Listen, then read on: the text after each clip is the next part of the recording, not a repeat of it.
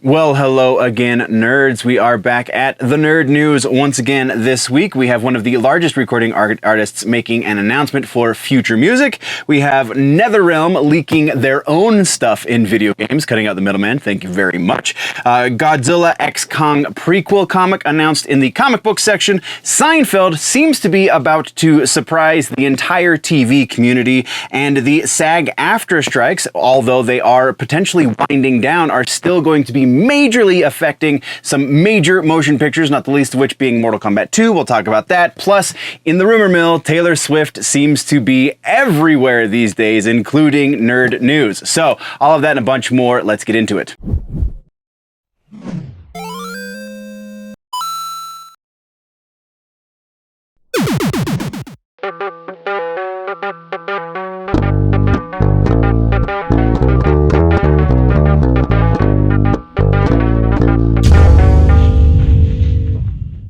Housekeeping for the day, for the week, I guess.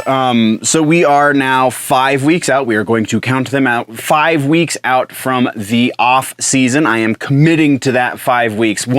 At least one of those 5 weeks, though, like I've been warning you in the housekeeping section for some time, one of those 5 weeks is going to be a different kind of setup because scheduling conflicts cannot be avoided. That is going to be the first week of November, so towards the end of that 5 weeks.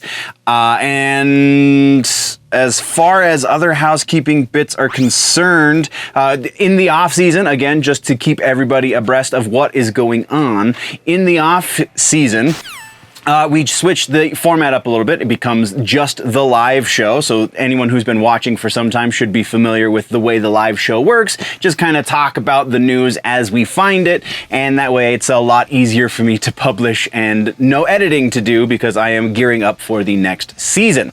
So off season will be approximately a month and a half to 2 months long.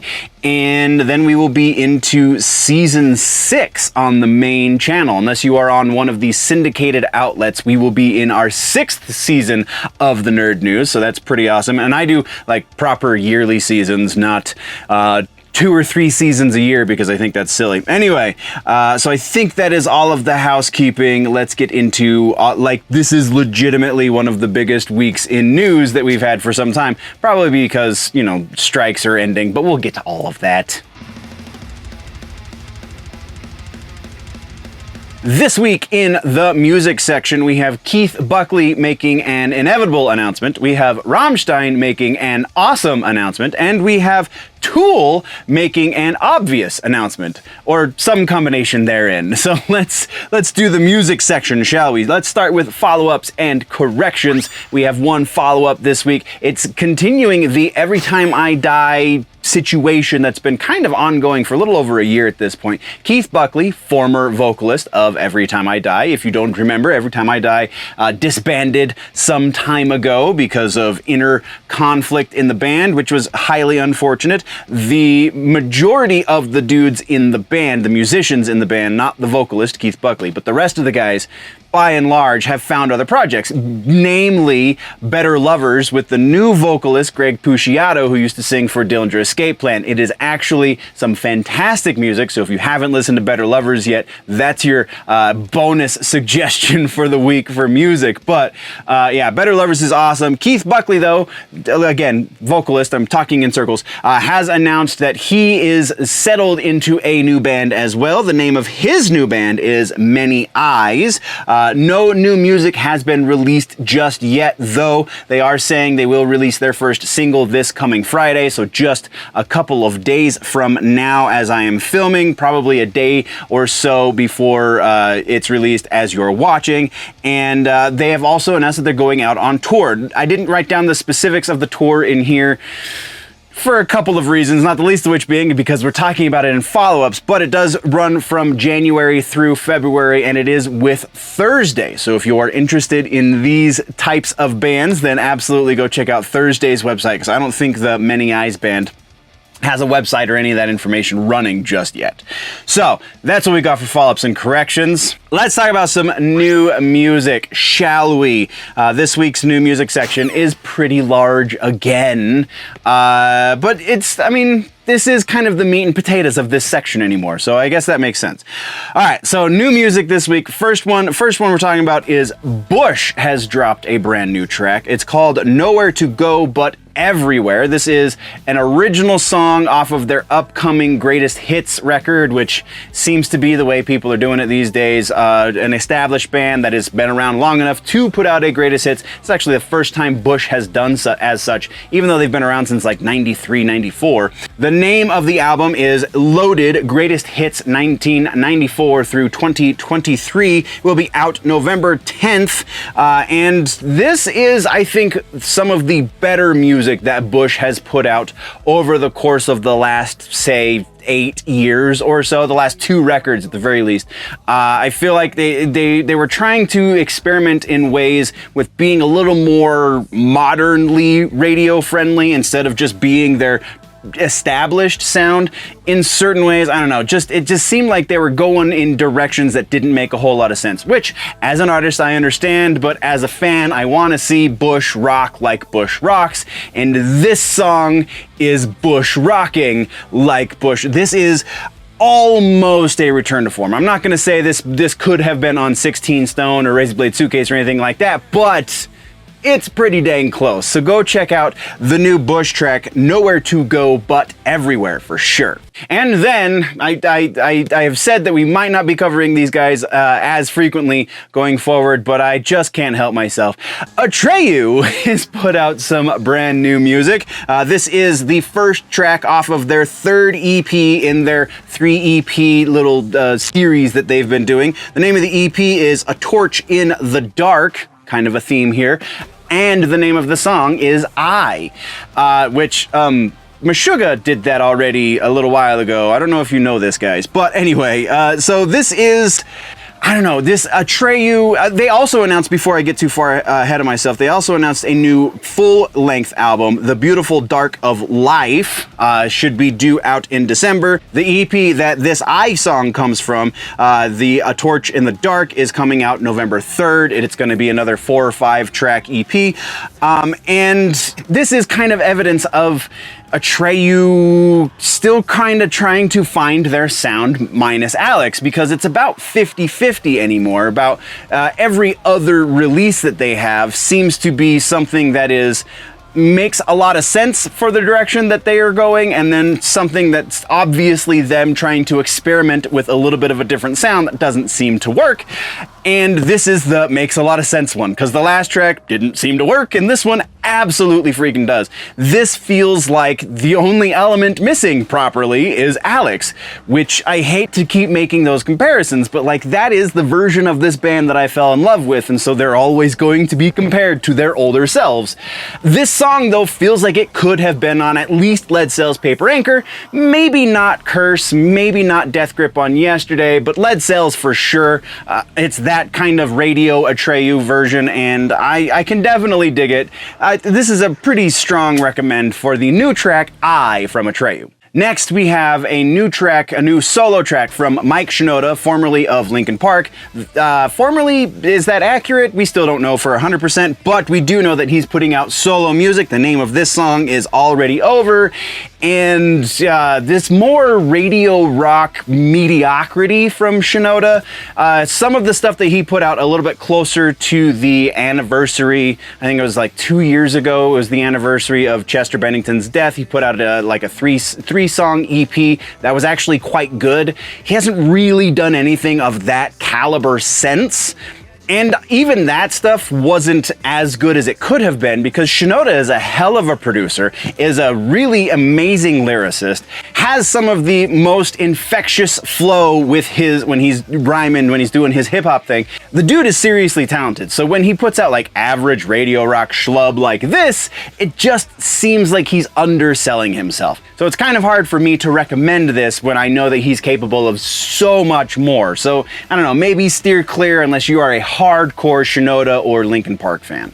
Then we're talking about Lamb of God's new track, not new record, just a new track. We'll get to that. New song called Evidence. The dudes in Lamb of God recorded this when they did the Omens record. It didn't make it onto the record at the time, but now we are here a year later from the release of Omens, and with the anniversary of it, they're releasing this new song called Evidence. This is in a lot of ways a big return to form for Lamb of God. I'm going to say probably roundabout Sacrifice, Wrath kind of era Lamb of God. Not Burn the Priest, not Ashes of the Wake or anything like that. It's not quite there, but it's pretty freaking brutal. So we're going to put this right about Wrath levels of awesome. So this is 100% a recommend if you are into thrash, if you're into the new wave of American heavy metal, if you are into anything aggressive, this new Lamb of God track is absolutely a recommend. Then we're getting more new music from Static X again.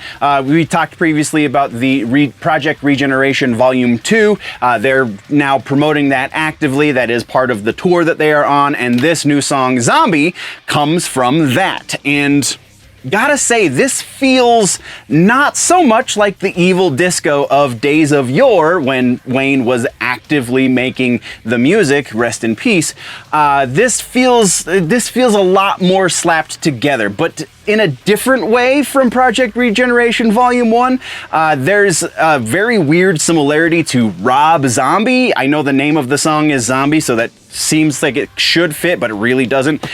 There's a sonic similarity to Rob Zombie. The video has a visual similarity to Rob Zombie. It's just kind of off-putting, but that being said, it is still very well done and one of the more enjoyable tracks that I've heard from any of this Project Regeneration stuff. So go check it out, but kind of just to see the crazy.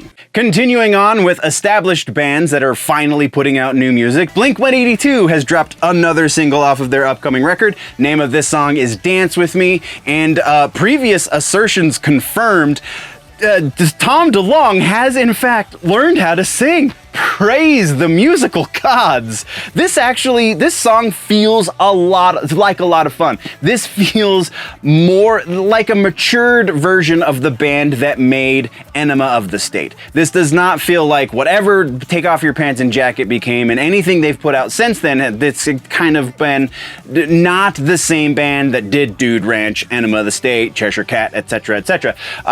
This feels like it's more Enema of the State guys, but they've grown up and had kids and such, which is exactly what it should feel like. And again, Tom DeLonge no longer singing through his nose. That's enough of a win to recommend this in and of itself. Let's talk about new bands now, shall we? New hardcore band Fuming Mouth has now put out a new single called I'll Find You. This is how you do hardcore as far as production goes. This is how you should do hardcore music, because while the bass player is still kind of suffering from rock bass syndrome where he's just playing mostly root notes of what the guitars are doing, there is a bass tone in this mix and it is glorious. There is some overdrive on this bass pedal, so it is a little dirty, which is kind of appropriate for hardcore, but this is the style of hardcore. This is the continuation of the style of hardcore that I fell in love with in high school, and this is the good stuff right here. These kids in Fuming Mouth really know what they're doing. If you are into the hardcore, then absolutely check out this new one from Fuming Mouth. Continuing with the newer bands thing, since we did all of the established bands, Enterprise Earth has dropped a new track. This one is called King of Ruination, features Ben Dewar. I know the name, but I was pressed for time, so I couldn't look up where the hell Ben Dewar comes from, but if you know, please tell me in the comments. Either way, deathcore is at a renaissance right now, and Enterprise Earth are definitely a band that is taking that sound and doing their own thing with it, and it is absolutely worth listening to.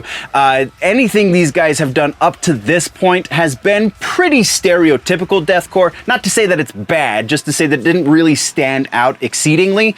This track right here feels like it's starting to stand out a bit more from the pack. So definitely keep your eyes on these kids in Enterprise Earth. And I know somebody's gonna have a smart ass comment about me calling everybody kids, but I'm old, I can't help it. Let's shift into a completely different gear now. Let's talk about the new Oliver Anthony track that just dropped this week. Rich Man's Gold is the name of the song. No proper record from this guy just yet. He's just releasing these singles, and he recorded all of the music that we've talked about for him up to this point. He recorded it all at the same time. So this is the final recording of that session, which seems pretty awesome that he's been able to stretch it out this long, and he has said that he's going to be releasing new music, brand new recordings of new songs sometime in December. So we've got a little bit of time to wait for Oliver Anthony, but this new track, Rich Man's Gold, is more of this same quality Appalachia sound that we have come to know and love from Oliver Anthony. So if that is your jam, you cannot go wrong with this track. Staying on the Americana country side of things, Luke Grimes, that's right, the guy who plays Casey Dutton in Yellowstone, is a singer, and a hell of a good one too. Singer-songwriter, this new, I don't know how new it is. He said it's one of the first tracks he's ever written, first songs he's ever written, but it's the first time I've heard it. The video was just released recently. The name of the song is No Horse to Ride, and once again, this is the renaissance of this Americana quote-unquote rebel country. For people who don't like the un-Nashville sound, then that's what this is. But really, this is just quality Americana, a singer and a guitar, maybe a small band behind them, and that's all you really need. You don't need 17 writers to write a hit as long as your heart's in it. And apparently, Luke Grimes' heart is really in this stuff, man. So absolutely go check out No Horse to Ride. It's over on the Western AF YouTube channel, and those guys really know what they're doing as well. A little bit of a shift, and honestly a little bit more of a shift than I anticipated when I saw this in my recommended feed, but The Killers have released a brand new track called Your Side of Town. Was never really into The Killers much. Obviously they had a couple of huge hits that you couldn't get away from. They play on the radio at work when I'm in the kitchen, and so like I know all the words to the singles and stuff, but never really got into the deep catalog. So if anything I'm about to say is indicative of more than just this new track, I apologize, but I'm not super well versed with The Killers. Either way, this is that same songwriting mind that wrote those super catchy songs a few years back, now approaching songwriting a little bit more mature, but also with an 80s kind of tint to it. There's definitely a lot more synth in here, and it both intrigues me and also kind of turns me off in a weird way. I don't know, it's an interesting track. Go check it out just to see that much. I don't think it's going to be on heavy rotation on pop radio, but it is going to get some play. And then we're going to switch gears back over to that country stuff. Tyler Childers put out a new record, or maybe it's just a couple of tracks before the record releases. But the most recent one was a couple of weeks ago, so I don't know how this flew under my radar like it did, but name of the track is Rustin' in the Rain. And all right, so Tyler Childers started out very similarly to Oliver Anthony, just a dude and his guitar. He got a bit of a band behind him, and that was great. That's when I saw him initially, when he was opening up for Jack White, and just an excellent songwriter. Still an excellent songwriter. Just the production on their stuff seems to be getting a lot more overproduced and a lot shinier and kind of more towards the Nashville sound and less towards the original Tyler sound. So like, it's good, but it's not Tyler good, if that makes sense. But that is what we have for brand new music. Let's talk now about tours and festivals. We've got some interesting stuff going on this week. First up, the biggest one in my book right now is Rammstein has announced they're going on a stadium tour. Sadly, it is a stadium, European stadium tour. Words are not functioning. European stadium tour. It starts May 11th in Prague, runs through July 27th in Germany. I'm not going to try and pronounce the name of the city that it is in Germany, because that's a lot of consonant sounds next to each other that my American tongue just probably is going to butcher, so I'm not even going to try.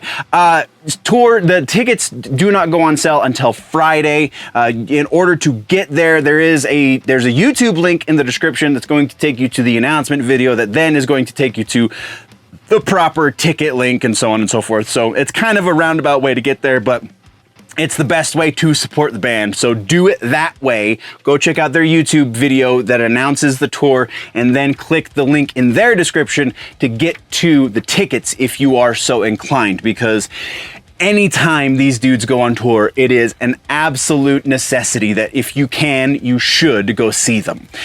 From there, we actually have Tool, which we're going to talk about Tool in the regular news section as well. But Tool has announced that they are going on a U.S. stadium tour.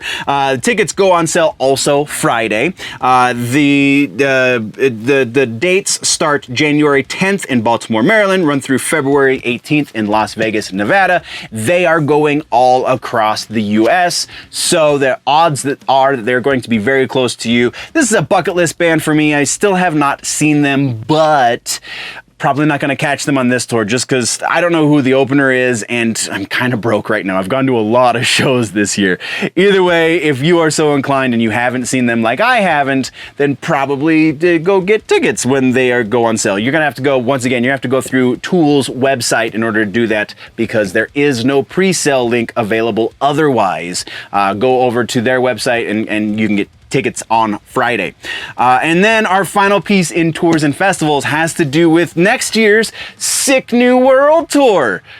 That's right. They didn't learn a damn... Well, no, we don't know that for sure, but we know that they are trying it again, even though it was by many accounts kind of a cluster F, if you will, just to be friendly to the family people listening. So yeah, Sick New World is happening again. It is going to be a giant show once again. It is only going to take place over the course of one day once again. So again, all indications point to maybe they didn't learn the lesson they should have. If you want the full and complete roster, it is gigantic. There is a little bit of everything for everyone on there, because you got the likes of Lamb of God, you got Vane FM, you've got Ginger, you've got a lot of freaking bands headlining each stage, because they do two different stages. You have System of a Down on one stage and Slipknot on the other stage, so that kind of gives you a little bit more idea of the variety. But again, one day for the Sick New World Festival just seems like a bad idea. Saturday, April 27th is that one day. Tickets go on sale this Friday as well, but if you want your tickets, you can go sign up to get on the pre-sale pre-list over on the website if you follow the link down in the description. So yeah, hopefully, I'm really hopeful for anybody attending that show that it is a much better experience than last year. There are videos and videos. It's not Fire Festival bad, but it was pretty bad for the first 70% of the day. From there, that's what we got for tours and festivals. Let's talk now about regular ass news. We have a couple of pieces here this time around. Usually most of this section is just new music to talk about, but we actually have some proper news. First up is kind of sort of movie news, but it's music related, the movie and the announcement. So Deathgasm is a silly horror comedy music thing that I believe it's on Amazon Prime these days. I can't remember. I haven't actually watched it, but it's got a little bit of a cult following. Well, enough of a cult following that they have announced that they are going to be making a second movie. That second movie is currently in the Kickstarter phase. They're trying to raise the funds to make the movie, and they just announced, and this is the piece of news that we're covering today, Matthew K Heafy is the man who is going to be scoring said sequel. From what I have read, the music from the first one was not terrible, but it is like B horror levels of quality, so go into it knowing that. I think it's one of those bad on purpose kind of things. So that's the kind of horror comedy that it is, but Matt Heafy doing the thing with the music and the stuff, probably going to kick it up a little bit of a level, because if you remember that Lords of Metal one on Netflix, they had Tom Morello in charge of music for that one, and it kicked ass. And I'm not a Tom Morello fan in a lot of ways, but his musical taste is apparently fantastic. So yeah, and I know Heafy's got very similar musical taste as I do, because he has a show on SiriusXM called Oh, I can't even, I'm gonna brain fart the name of Heafy's show. Oh, Chaos Hour. He has a show on Sirius XM called Chaos Hour, and I would say like 1 out of 20 of the songs that he plays on that show is one that I don't necessarily groove with. Everything else that dude has turned me on to is freaking awesome. So yeah, I'm super excited about at least the musical side of Deathgasm 2. I know I should probably say the name of the movie a couple more times, right? Deathgasm 2, Deathgasm 2. Matthew K Heafy is scoring Deathgasm 2. From there, we have one other piece of regular ass news, and it has to do with, like I said a moment ago, Tool. Tool has announced that they are going to be hitting the studio, They're going to be hitting the studio in 2024 to work on a new record, which, sure, that seems to jibe with what we know of their process. They're doing the tour thing, and then probably while they're on tour, they're going to be doing some heavy writing. Once the tour ends in the February, they're going to hit the studio, work on it there. We'll see new Tool record probably in the fall next year. So that's pretty freaking exciting. And then that is what we have for the meat and potatoes of this section. Let's move now into suggestions for the music section this week. Again, Halloween is this month, so we're doing Halloween themed suggestions for everything. And this one is kind of an obvious one. Ice Nine Kills has 2 very Halloween themed records, Silver Scream and Silver Scream Volume 2, Welcome to Horrorwood.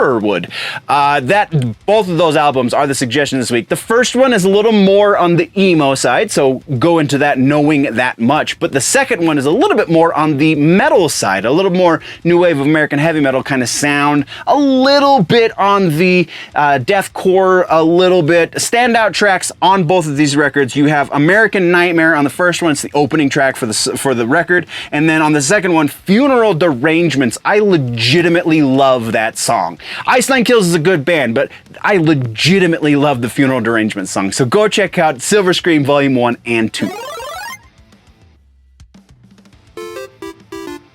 Let's talk gaming and tech, shall we? This week in gaming and tech, we have NetherRealm accidentally leaking their own information. We're going to talk about that. We have OpenAI, the people behind ChatGPT, are getting into some different things these days, as well as a confirmation of a rumor that we've been talking about for some time. The PlayStation 5 Slim is actually coming out. So we're going to talk about all of that. Let's start with follow-ups and corrections, because that's going to be most of this section this week. First up, Unity.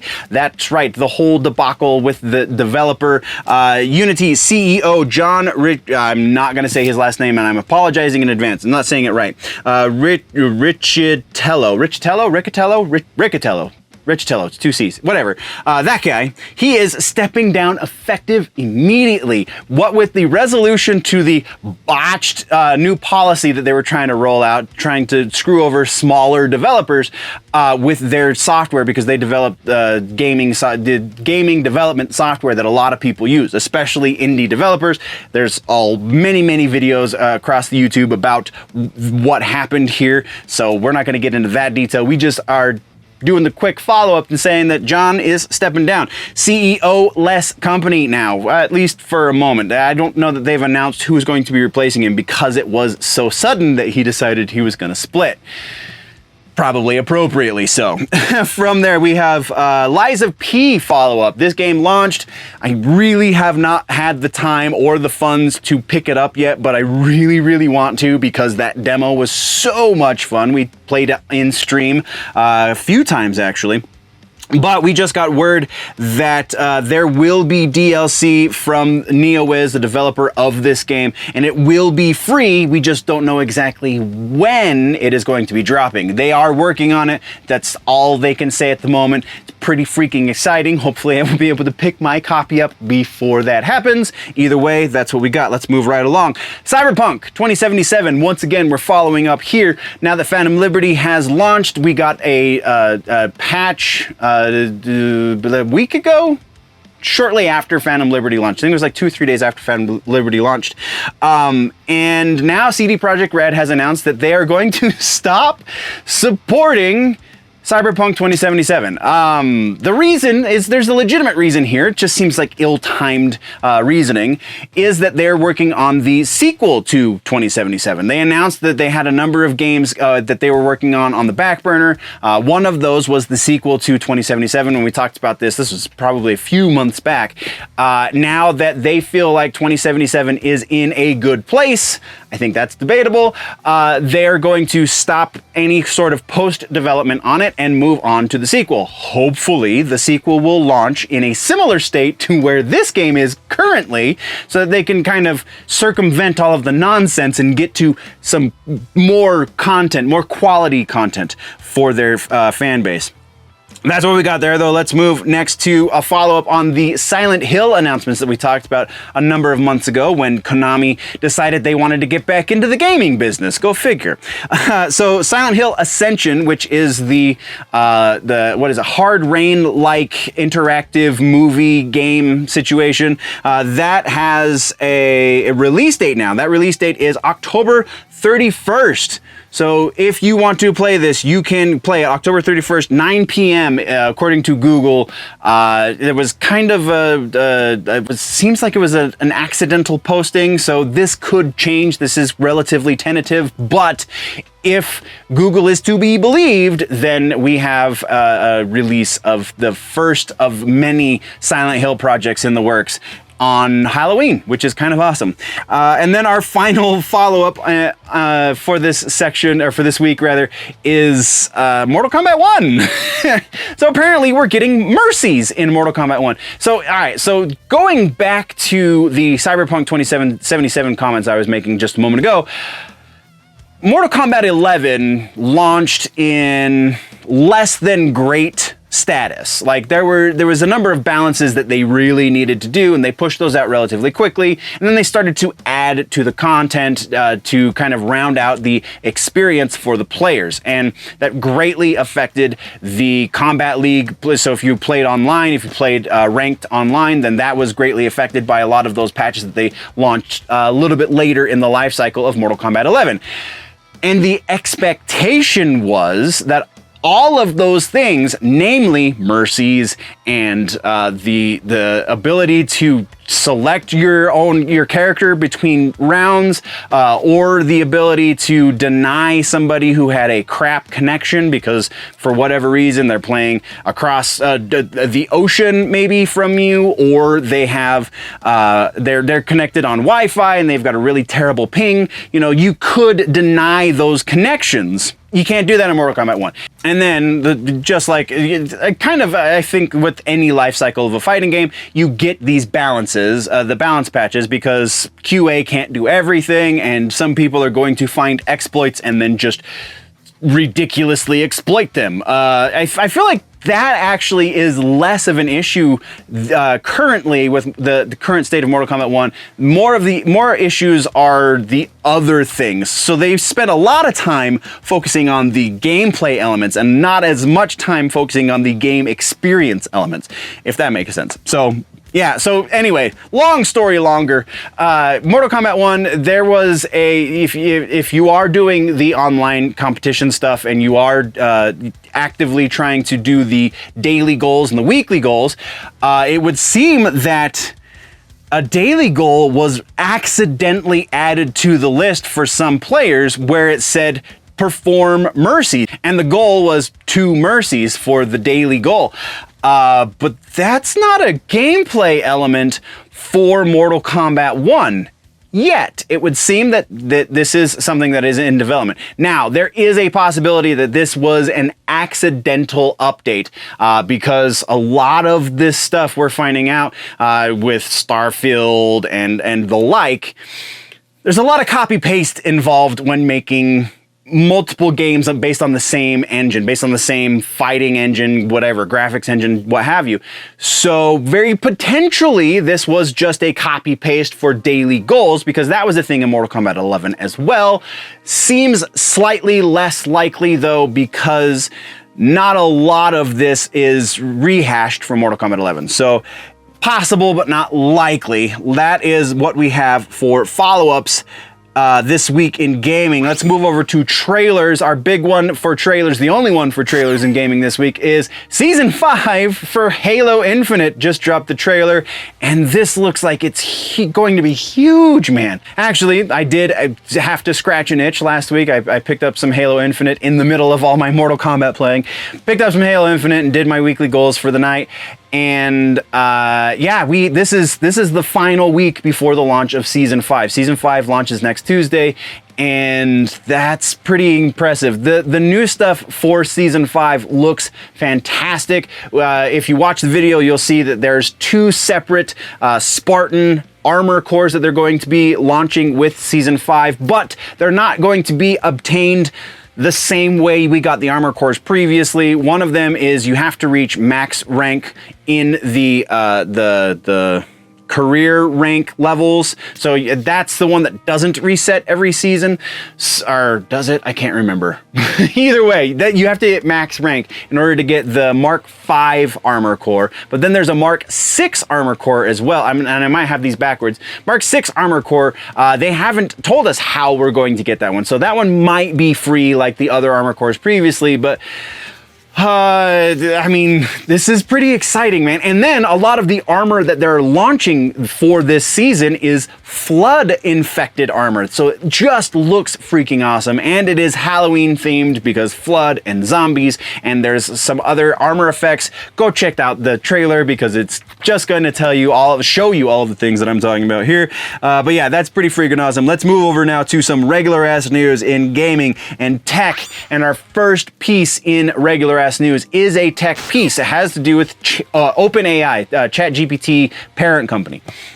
So OpenAI has run into issues because a number of things. They don't have enough processing power. They don't have cheap enough processing power. And because NVIDIA is the people who create their graphics cards for them, the GPUs that they are using, the 10 freaking thousand GPUs that it takes to run ChatGPT, those are all provided by NVIDIA. And so OpenAI is starting to look into developing their own silicon in order to run their process a little bit cheaper, a little more efficiently. If they build it in-house, it can be built very specifically for their needs and not just kind of a general GPU situation, which is very much an oversimplification of how that's run. If you really want to get into the nitty-gritty details of how OpenAI runs ChatGPT, there is a fantastic Linus Tech Tips video about that. I will try and link it somewhere maybe, but either way, Linus Tech Tips is a channel you should probably already be subscribed to anyway, so go check that out. Yeah, so that's pretty freaking interesting. If they get into their own development of silicon, does that mean that eventually down the road, OpenAI could start selling GPUs that are AI focused to the consumers? Because that's a pretty interesting prospect as well, right? Let's talk about that down in the comment section. Let's move right along to our other piece of regular ass news this week, and that is Sony related. That's right, they did in fact launch the PlayStation 5 Slim, or they announced it anyway. It's going to be launching in November. So, let's talk about this, because we have been speculating for some time. It has been in the rumor mill once or twice over the course of the last few months that they're going to be doing something with a slimmer, more streamlined PlayStation 5. And the thought up until this point was that it was going to be a single unit that was going to be convertible from a digital, you can buy the unit in and of itself, and it was going to be effectively the digital only version of the PlayStation 5, which is effectively the driveless version of the PlayStation 5.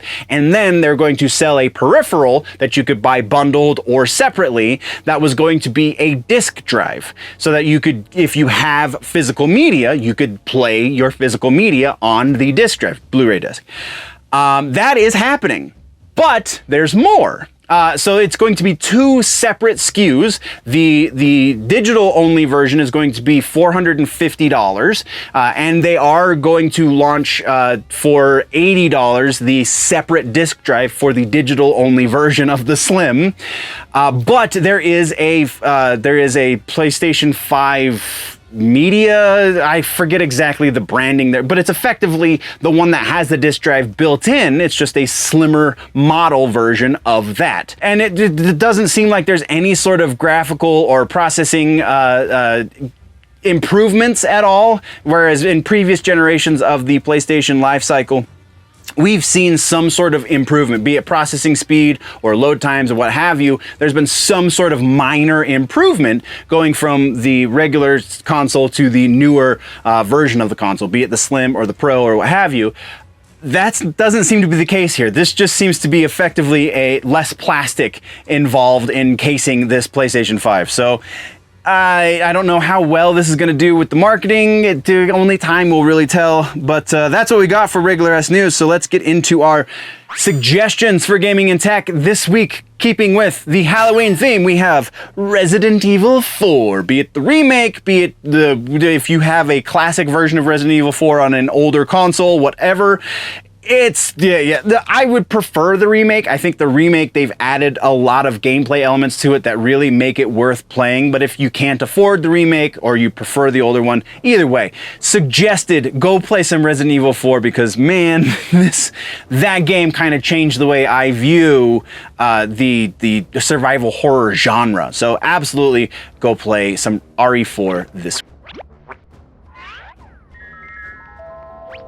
Comic books and books, gonna be real quick again, not a whole lot of new stuff as far as like meta is concerned. I mean, there's always new story arcs and stuff, but that's not what we talk about here in this show. We talk about announcements and new characters and developments as it pertains to the comic book industry, and that leads us to a King Kong and Godzilla prequel book. So let's talk about that, shall we? So like I said, we have no follow-ups or corrections. We have it's technically a trailer that we're talking about, so there is not going to be any quote-unquote regular news this week. It is only a trailer. We got a trailer for the Godzilla X Kong The Hunted book. This is a book that is coming from, goodness gracious, where did it go? Legendary Comics, there we go. Legendary Comics is teaming up with Rocket Ship, and they're running a Kickstarter campaign to get this thing funded, which honestly seems like a major sign of the times, because something like this, the studio, in years past, when I was a much younger man, the studio would have fronted the bill. And then if they took a loss, then the movie hopefully would have gotten enough marketing out of something like this that it would have made up the difference. And so, it would have been rolled into the marketing budget and nobody would have thought twice about it. But comic books being, not exactly a great way to make money these days, that's not how things go anymore. So this trailer, though, is an announcement of a couple of things. First of all, the announcement that this book is happening. It is a prequel to the upcoming new Empire movie that's coming out in 2025, I think. We'll talk about it in the movie section. But the art is going to be from David Aja, I think is maybe how his name is said. The writer is going to be, I believe, the screenwriter for the movie, and his name is not in my notes because I take amazing notes. But then it also is announcing a second book. If you get up to a certain tier on the Kickstarter and you donate a certain amount of money, then you'll get a second book as well. Not just the Hunted book, but also a Monsterverse Declassified book, which isn't going to necessarily deal with Kong or Godzilla directly. It's going to deal more with 4 other titans, those being Doug, Behemoth, Tiamat, and an as yet announced 4th Titan.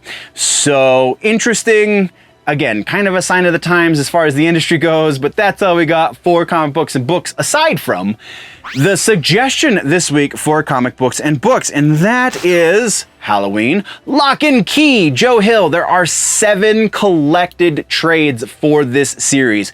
It is so much different than the Netflix show. So if your only exposure is the Netflix show, you really should read the book, because Joe Hill's brain is so much more twisted than they could ever put in in the show on Netflix, and so much more twisted than his dad, that Yes, go read Lock and Key. Start with book number 1, jump in wherever you want to, really, but book number 1 is the most suggested way to do this, and just have a freaking weekend of it, because that is some quality comic book writing.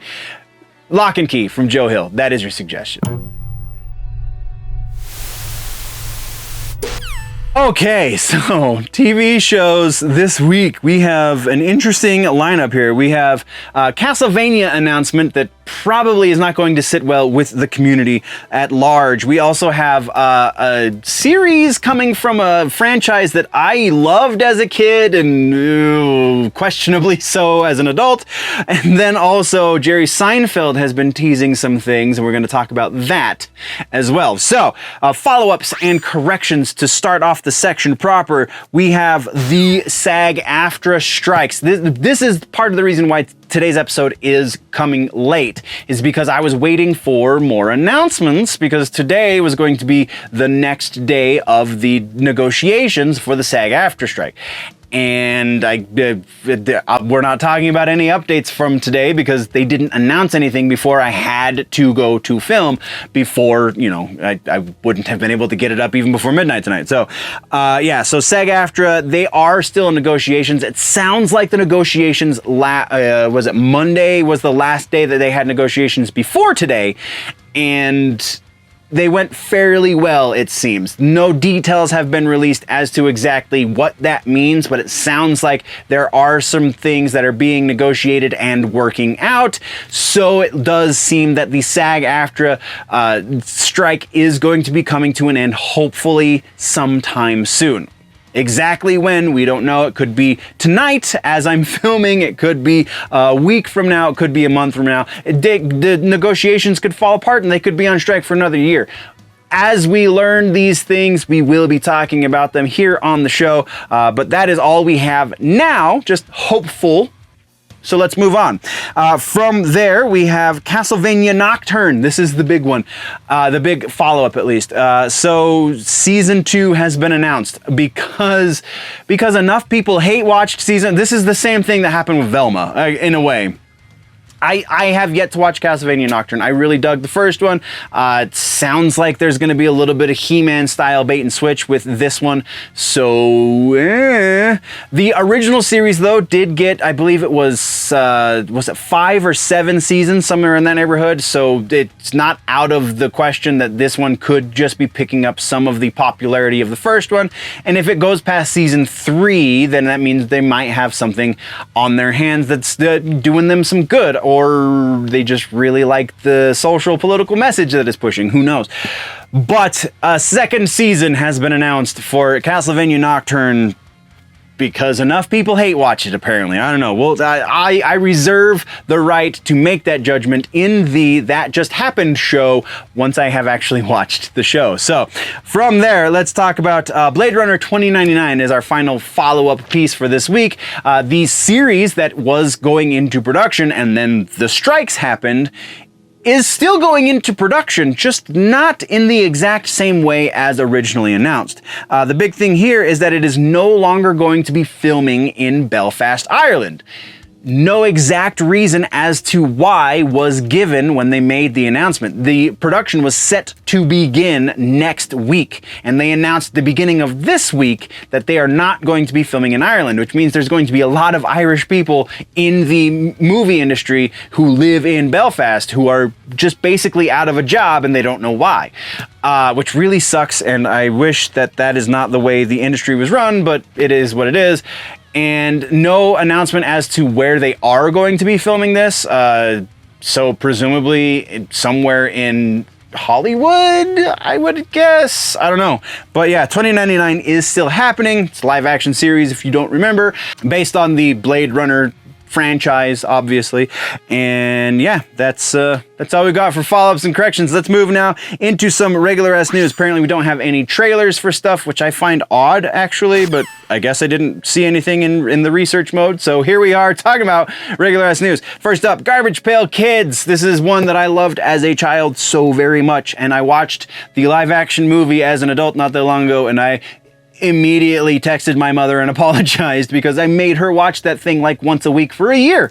But David Gordon Green, who did the Halloween reboot series, the newest Exorcist movie, Exorcist Believer, he has made it known that he and Danny McBride are working on the early stages of development for a series based on the Garbage Pail Kids franchise. I was unable to decipher if it was going to be oh no, I did actually. It's here in the notes. Hey look, I took good notes this time. Animated series based on the Garbage Pail Kids, and he said very explicitly that it's going to be quote unquote naughty, whatever the hell that means. I mean, it is the Garbage Pail Kids, so it's kind of a broad definition of the word. So I'm intrigued. I'm not gonna lie. I'm intrigued by this one. From there, let's talk more cyberpunk. Cyberpunk 2077 this time, not Blade Runner, which we were talking about a minute ago. Cyberpunk 2077, there is a live action project that is early stages of development. So early, in fact, that CD Projekt Red has not said if it is going to be a proper series or a movie. We're talking about it here because the movie section is kind of full, but it seems fairly likely that they would try to do like a short series to kind of test the waters with their abilities to do something like that and not feel too much like a Blade Runner retread. So yeah, that just makes the most sense. But yeah, CD Projekt Red has announced officially that they are in the early stages of development for some sort of live action adaptation of their IP, Cyberpunk 2077. And then our final piece of regular ass news is Jerry freaking Seinfeld has been teasing at stand-up gigs, specifically most recently at a Boston stand-up gig about a week or so ago, that we might be seeing some sort of reunion with the cast of his incredibly famous sitcom. He has said previously that if such a thing happens, it's going to happen organically, and it's probably not going to be like a reunion series. And it's also probably not going to be much like any of the reunion stuff we've seen recently, like the Friends reunion or anything like that.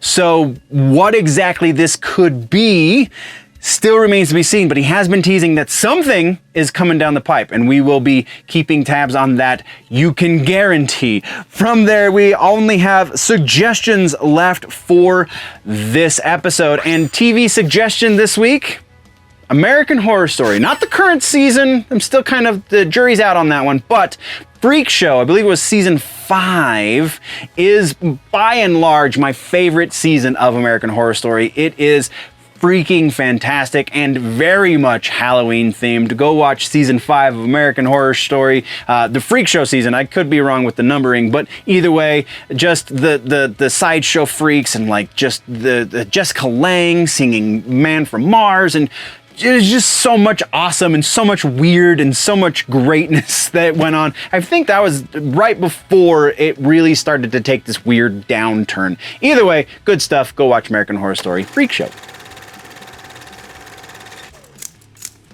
Now we get into movies, and in movies we have Fantastic Four update, an announcement for an announcement, so that kind of sucks, but we're gonna get there. SAG-AFTRA affecting Mortal Kombat 2, as well as more layoffs in the digital side of things as far as movies go. So let's talk about all of this. Let's start with follow-ups and corrections. First up, coming out the gate with the big stuff, well, kind of. Fantastic Four. Director Matt Shakman has confirmed that they do have a cast, and that an official announcement of that cast is going to be coming sometime in the upcoming weeks. Very much likely whenever the SAG-AFTRA situation works itself out is when they're going to make the announcement. So once that comes to its conclusion, then we will get the proper announcement of this is who is going to be in the Fantastic Four. So we're all waiting with bated breath. Shakman, don't screw this one up. That's all we got, though, is an announcement for a future announcement. So moving right along, continuing in follow-ups and corrections, we have Frankenstein, Guillermo del Toro's interpretation of the famous story, is set to begin filming in February. And has also added to its cast. I don't remember exactly who else is on this, and I couldn't find it with the very cursory bit of research that I did for the other cast members, but Christoph Waltz is now part of this cast, so that is significant and awesome, and all we have. So let's move on. From there, Mortal Kombat 2 is our next piece, and actually this is a little bit larger than just Mortal Kombat 2, but I had to relate it to Mortal Kombat in some way. So the SAG-AFTRA stuff is coming to an end. The Writers Guild stuff ended last week, officially ended last week. They ratified all of the things that needed ratification. They signed all the papers and dotted the I's and crossed the T's and so on and so forth and what have you. So the hope was, at least for people who were on the consumer side of things, the hope was that they were going to get back to work as normal and just kind of pick up where they left off, which they kind of are. But there are priority things that need to be done before they can get back into things that weren't technically started.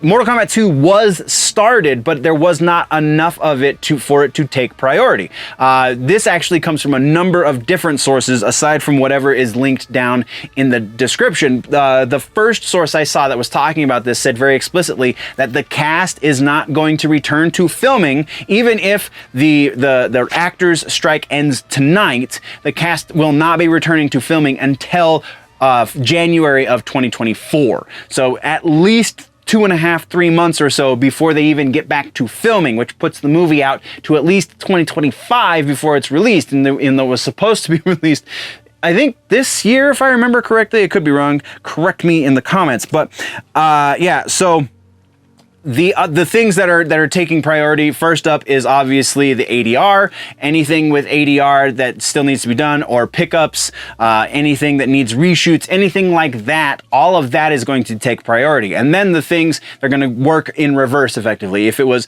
close to finishing, that's going to be priority. If it was halfway done, then that goes behind it. And if they had just started it, then that goes even further behind it. And they kind of technically just started Mortal Kombat, so that's why it's all the way back here, whereas like ADRs all the way up front over here. So yeah, that's kind of the state of things, sad as it is, but it is an update nonetheless. So let's move into trailers this week. We got two great ones. A proper trailer for the Eli Roth Thanksgiving slasher movie, Thanksgiving. And is it weird that I'm excited to see a slasher movie? I think part of it has to do with because there's not a whole lot of like Thanksgiving-oriented movies, let alone Thanksgiving-oriented horror movies that they're like decent. So excited about that. Slashers are kind of fair game as far as quality horror movies go. So I could get into that for sure, and I'm kind of excited about it. Our other trailer this week actually just came out this morning, and it's for a movie from A24 called Iron Claw. The Iron Claw, starring Zac Efron and Jeremy Allen White. That is correct. White, rather, not Wright. White.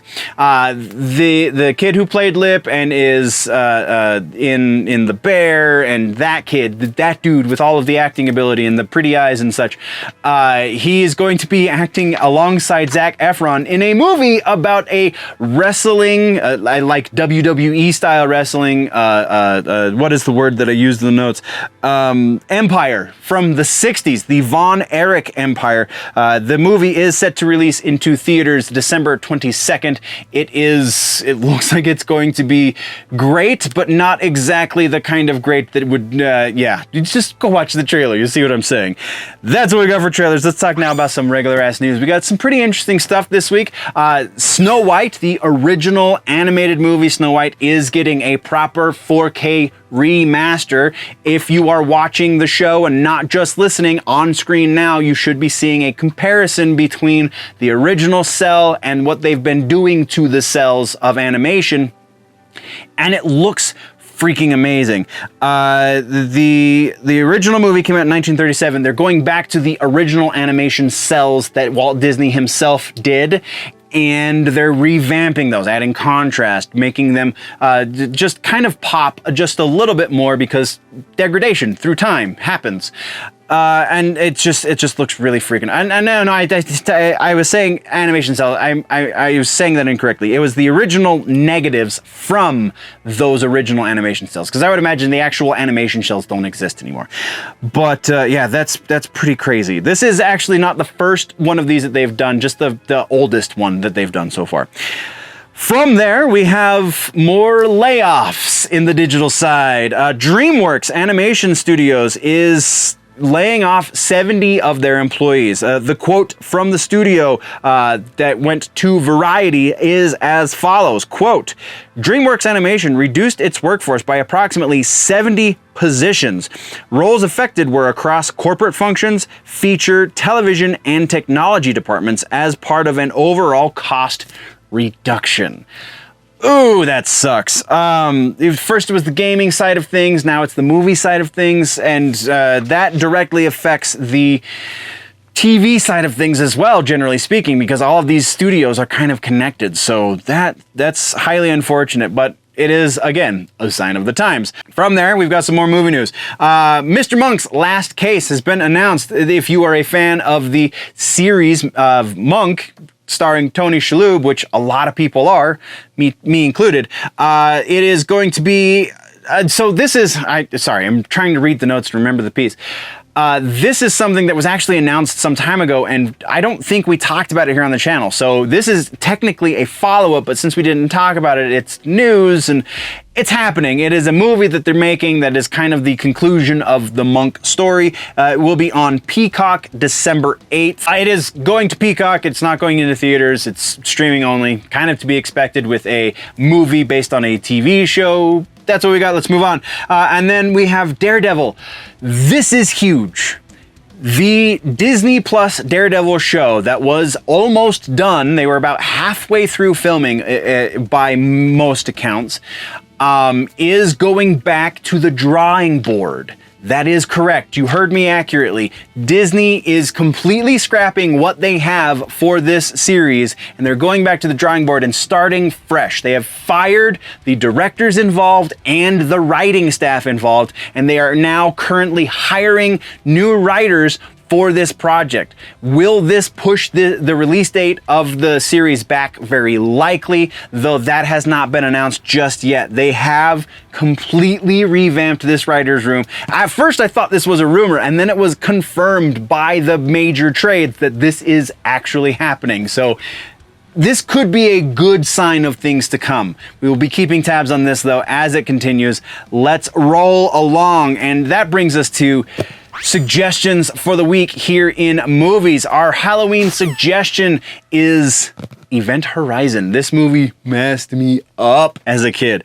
Paul W.S. Anderson, who would go on to also I think actually Mortal Kombat was before this. Either way, Paul W.S. Anderson, who also directed Mortal Kombat, the original 95 movie, yeah, because this came out in 97, so there you go, is the director of this, and it stars Lawrence Fishburne, Sam Neill, Kathleen Quinlan, Joey Richardson, and is just like Lovecraftian horror in space, and is so dark and great for the season. Go watch Event Horizon. If you've never seen it, you owe it to yourself to watch it. If it's been a while, then refresh your memory as to why it's potentially one of the greatest horror movies out there.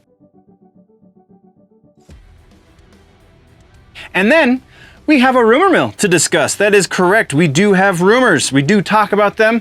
In the rumor mill this week, we have Taylor Swift is rumored for more MCU action, as well as rumor on the Blade movie and Wolverine MCU. There's a lot of MCU stuff, as well as some confirmations and refutations to add to the list. So let's go. All right, so starting things off with the confirmation refutations, we have one refutation. This one is actually a rumor that got squashed really quick. Dang it, James Gunn, why do you do this before I can go to tape? But reportedly, Bat-Mite was going to be part of the Peacemaker Season 2, and they were going to use that character as a means to explain the rebooting of the universe. And James Gunn has come out and said, no, that is not accurate. He is not using Bat-Mite at all in Peacemaker Season 2. He did very specifically say Peacemaker Season 2, so potentially the rumor has some sort of truth to it, that just the vehicle through which they're going to use Bat-Mite is not correct. So it could be Superman Legacy, it could be Creature Commandos, which seems to be the strongest contender for this rumor. It could be a number of other things. It's just confirmed, or refuted anyway, that it is not going to be confirmed that it is not, yeah, there we go. Confirmed that it is not going to be in Peacemaker. So there you go.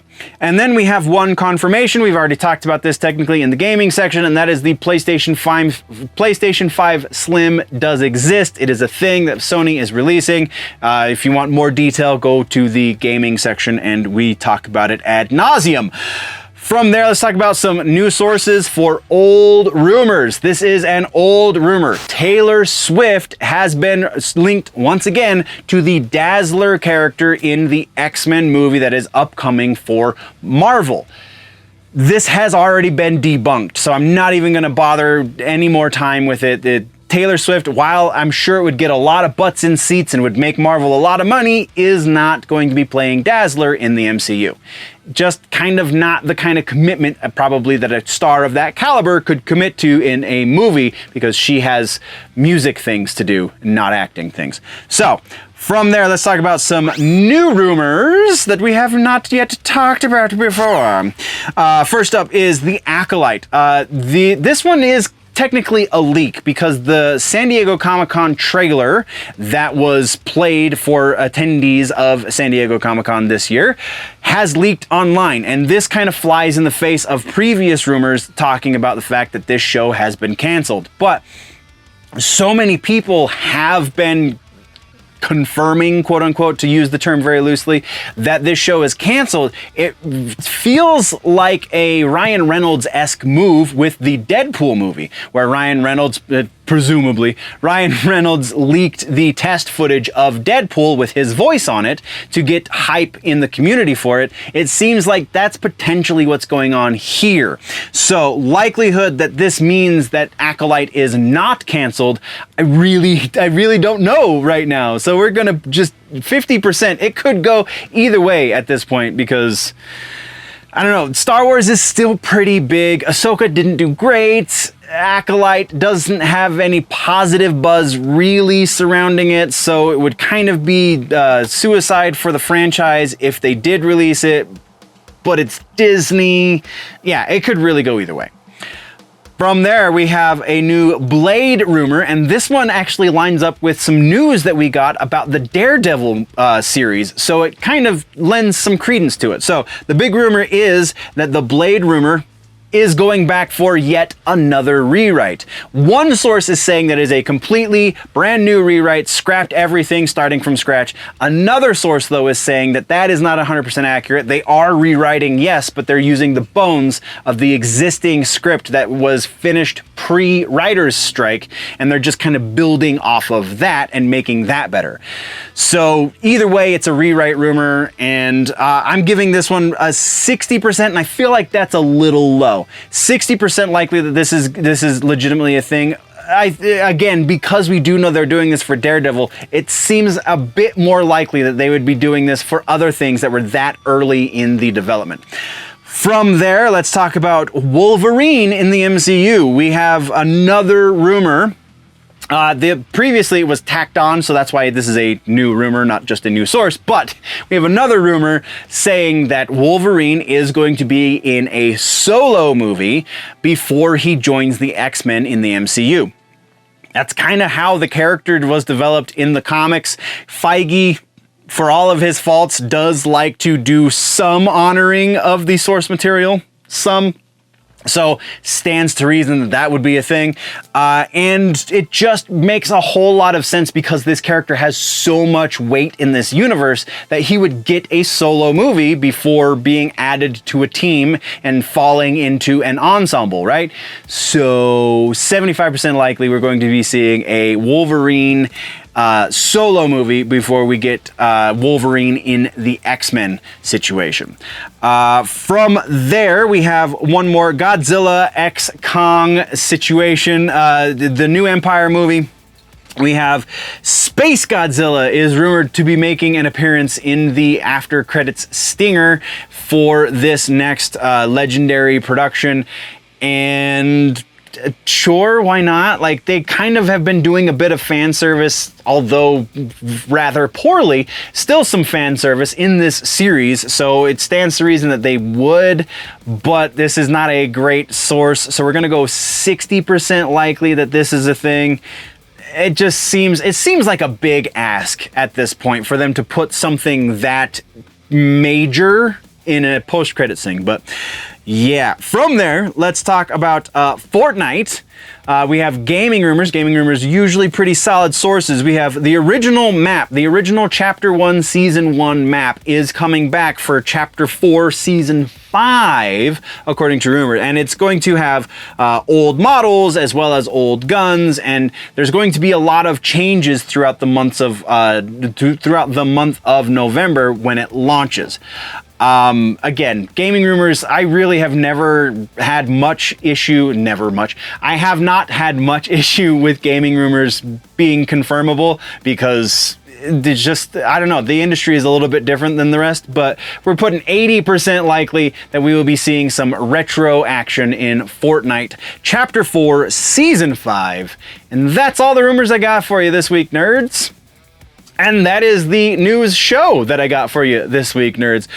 So definitely, if you're falling behind and you don't understand some of the reference that I'm making, that means you are not paying attention to the news and you need to go watch some of the older stuff. You should be able to click or tap boxes, show up in the face, do the subscribe thing, do all of that jazz. I appreciate your faces, nerds. It is going to be an interesting wind down for Season 5. So yeah, I'm kind of excited about it and very interested to see how Season 6 starts. So stick around with me, nerds, and we will continue to grow this thing that is a neutral, heaven forbid, neutral news, at least as far as I see it. So yeah, thank you very much. We'll see you in the next one. Before I go, always remember that if it's generally nerdy, it's probably here.